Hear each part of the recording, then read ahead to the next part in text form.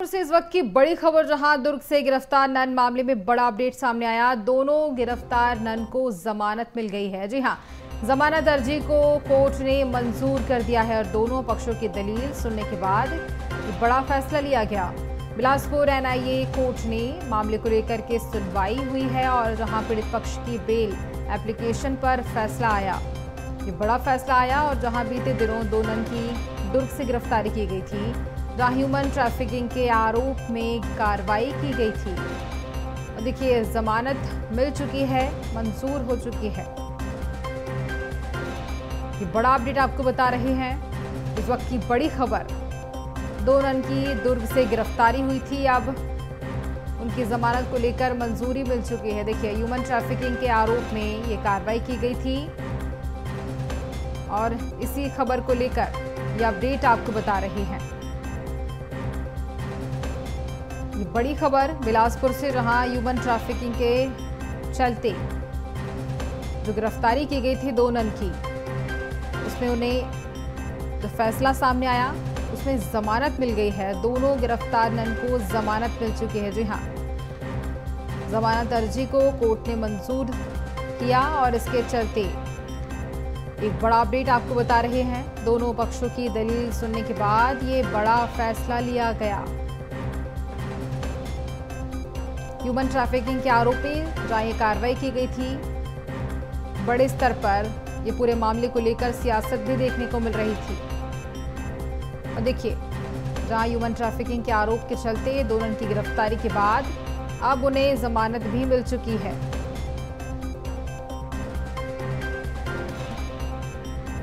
ये बड़ी खबर आपको बिलासपुर से बता रहे हैं। देखिए, जहां दुर्ग से गिरफ्तार नन मामले में बड़ा अपडेट ये सामने आया और ज्यादा जानकारी लेंगे सहयोगी घनश्याम गंधर्व से। घनश्याम, क्या कुछ पूरा मामला है? देखिए, पहले गिरफ्तारी की जाती है और अब उसके बाद ये बड़ा फैसला आता है कि जमानत मिल गई है। जी, आज बिलासपुर एनआई कोर्ट में इनकी सुनवाई हुई है। जो गिरफ्तार ननों का जमानत मिल गई है। ननों की जमानत अर्जी कोर्ट में मंजूर किया गया है। दो पक्षों की दलील के सुनने के बाद ये फैसला लिया गया है। बीते दिनों कुछ पहले दुर्ग में दोनों ननों की गिरफ्तारी हुई थी। आगे अपडेट है, अपडेट जारी है। बिल्कुल, और देखिए, इस पूरे मामले को लेकर सियासत भी देखने को मिल रही थी। तमाम जानकारी के लिए बहुत धन्यवाद आपका घनश्याम। तो देखिए, बिलासपुर से ये बड़ी खबर आपको बता रहे हैं, जिस तरह से ह्यूमन ट्रैफिकिंग के आरोप में ये दो नन की गिरफ्तारी की गई थी और अब उसके बाद उनको ये बड़े फैसले के माध्यम से जो सुनवाई हुई उसमें उन्हें जमानत मिल गई है। दोनों गिरफ्तार नन को जमानत मिल चुकी है। जमानत अर्जी को कोर्ट ने मंजूर कर दिया है। देखिए, जहां दुर्ग से गिरफ्तारी की गई थी, लगातार कार्रवाई भी की जा रही थी। इस पूरे मामले को लेकर सियासत भी गरमाती हुई नजर आ रही थी। इसी मामले पर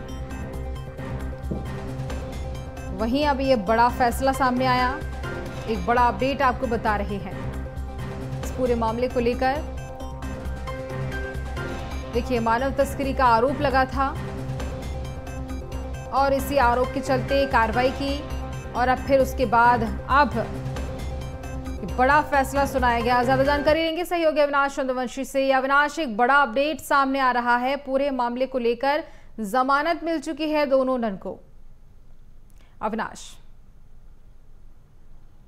बिल्कुल, देखिए, दुर्ग से दो नन की गिरफ्तारी हुई थी। इस गिरफ्तारी के बाद लगातार जो है कई तरह से विरोध प्रदर्शन भी विपक्ष के द्वारा किए जा रहे थे, लेकिन चूंकि धर्मांतरण का मुद्दा है, मानव तस्करी का मुद्दा है और ऐसे में इस ह्यूमन ट्रैफिकिंग को लेकर लगातार जो है कार्रवाइयां पहले भी देखने को मिलती थी, लेकिन इस मुद्दे को लेकर विशेष रूप से चर्चा इसीलिए बनी है क्योंकि इसमें दो नन की गिरफ्तारी जो है दुर्ग में जीआरपी थाने में हुई थी और इसके बाद से उनके द्वारा पहले लोअर कोर्ट पर भी जो है जमानत याचिका लगाया गया था, लेकिन क्योंकि मामला मानव तस्करी का है इसलिए एनआईए कोर्ट में इसकी सुनवाई जो है होनी थी और पहले फैसला सुरक्षित रखा गया। लेकिन आज एनआईए कोर्ट ने इस पूरे मामले की पर सुनवाई करते हुए जो है जमानत याचिका पर सुनवाई करते हुए दो नन को सशर्त जो है उन्हें जमानत दिया है, यानी शर्तों के साथ उन्हें जमानत दिया है, क्योंकि इस पर तमाम अलग अलग तरह के सियासत पूरे देश और प्रदेश भर में देखने को मिल रहा था। लेकिन इस मानव तस्करी का मामला है तो इसमें तमाम अलग अलग तरीके से जो है पड़ताल होगी कि ये कहां से पहुंचे थे,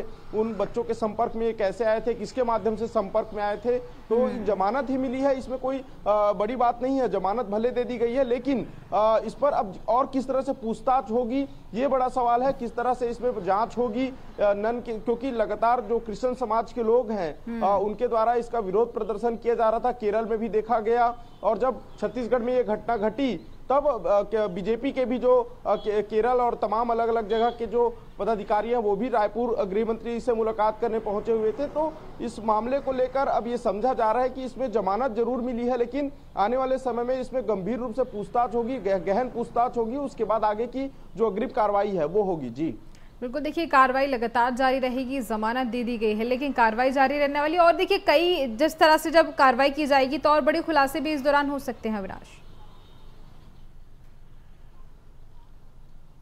बिल्कुल, देखिए जब पूछताछ होगी तो कहीं ना कहीं बड़े खुलासे जरूर होंगे, लेकिन यदि एनआईए कोर्ट ने ह्यूमन ट्रैफिकिंग जैसे मामले पर यदि जमानत दी है तो कहीं ना कहीं या तो पुलिस की जांच सही तरीके से, प्रारंभिक जांच सही तरीके से नहीं हो पाई है, क्योंकि ऐसा कोई सा वीकनेस पॉइंट होगा जिसके चलते ये जमानत उन्हें दी गई है, क्योंकि कोर्ट का मामला है और कोर्ट जब ऐसे मामलों पर जमानत देती है तो कहीं ना कहीं कोर्ट के पास पर्याप्त तथ्य होते हैं। तो अब आने वाले समय में पता चलेगा कि पुलिस किस तरह से जांच करती है इस ह्यूमन ट्रैफिकिंग को लेकर, उनकी कितनी संलिप्तता थी इस पूरे मामले में, यदि ह्यूमन ट्रैफिकिंग हुई है या नहीं हुई है, उन बच्चों की क्या सहमति है उनके साथ जाने में, इसकी पड़ताल जब तक स्पष्ट रूप से नहीं हो पाएगी इसमें कुछ भी नहीं कहा जा सकता, क्योंकि कोर्ट का भी मामला है और कोर्ट जब जमानत दी है तो कहीं ना कहीं तमाम तथ्यों के आधार पर, और कोर्ट ने सशर्त जमानत दी है, यानी कई अलग अलग प्रावधान उस जमानत में रखे गए हैं और उसके बाद फिर उन्हें जमानत दी गई है। तो आने वाले समय में ही ये पता चल पाएगा कि और किस तरह से जांच हो पाती है। जी लेकिन गिरफ्तारी की गई और फिर उसके बाद मामला बहुत ज्यादा गर्माता हुआ नजर आया, सियासत भी देखने को मिली और अचानक से जमानत भी मिल जाती है।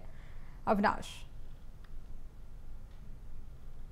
धर्मांतरण के विषय को लेकर पूरे छत्तीसगढ़ में कहीं ना कहीं ऐसी स्थितियां बनती है कि दो अलग अलग समुदाय के बीच विवाद की स्थिति बनती है। हाँ। रायपुर की बात करें, जसपुर की बात करें, चाहे हम बस्तर की बात करें, सरगुजा की बात करें, सभी जगहों पर धर्मांतरण के विषय को लेकर तमाम तरह के जो संगठन है वो काम करते हुए नजर आते हैं। ऐसे में बजरंग दल और विश्व हिंदू परिषद जैसे संगठन धर्मांतरण रोकने के लिए काम करते हैं, और जब भी ऐसी स्थितियां बनती है, चाहे हम पिछले दिन रायपुर की बात करें कि प्रार्थना कक्ष चलाया जा रहा था, वहां पर धर्मांतरण चलाया जा रहा था, तो इन जगहों पर ये स्थितियां देखी जाती है कि कहीं ना कहीं दबाव पुलिस के ऊपर भी बनता जाता है, कहीं कोई सामाजिक सौहार्द ना बिगड़े। इसलिए तत्कालीन समय में जो इस तरह से एफआईआर के बाद जमानत भी की, गिरफ्तारी भी की जाती है, क्योंकि कहीं ना कहीं धर्मांतरण का मुद्दा काफी बड़ा है। पूरे प्रदेश भर में खासतौर पर आदिवासी क्षेत्रों में धर्मांतरण का एक बड़ा खेल चल रहा है। एक बड़ी संस्था के द्वारा, कई अलग अलग विदेशी फंडिंग के द्वारा पूरे तरीके से जो आम लोग हैं, जो आदिवासी लोग हैं, जिनकी कमजोरियों का फायदा उठाकर उन्हें धर्मांतरित किया जाता है, इन्हें रोकने के लिए प्रदेश में लगातार प्रयास जारी है। लेकिन इसी बीच ये देखा जाता है कि कभी कभी गहमा गहमी हो जाती है, कभी मारपीट की स्थिति बन जाती है, तो कहीं ऐसी बड़ी घटना ना हो इसलिए भी जो है तत्काल एफआईआर तो होती है और शिकायतों के आधार पर एफआईआर होने के बाद गिरफ्तारी भी होती है। लेकिन अब इस मामले पर, क्योंकि ये नन का मामला है और पूरे देश में इसका जो है बिल्कुल, देखिए जब इस मामले को लेकर अगर कहा जाए तो जमानत तो हो चुकी है, मंजूर हो चुकी है, लेकिन अब आगे कार्रवाई होगी और देखिए कई और बड़े खुलासे भी उस दौरान हो सकते हैं। अविनाश, तमाम जानकारी के लिए बहुत धन्यवाद।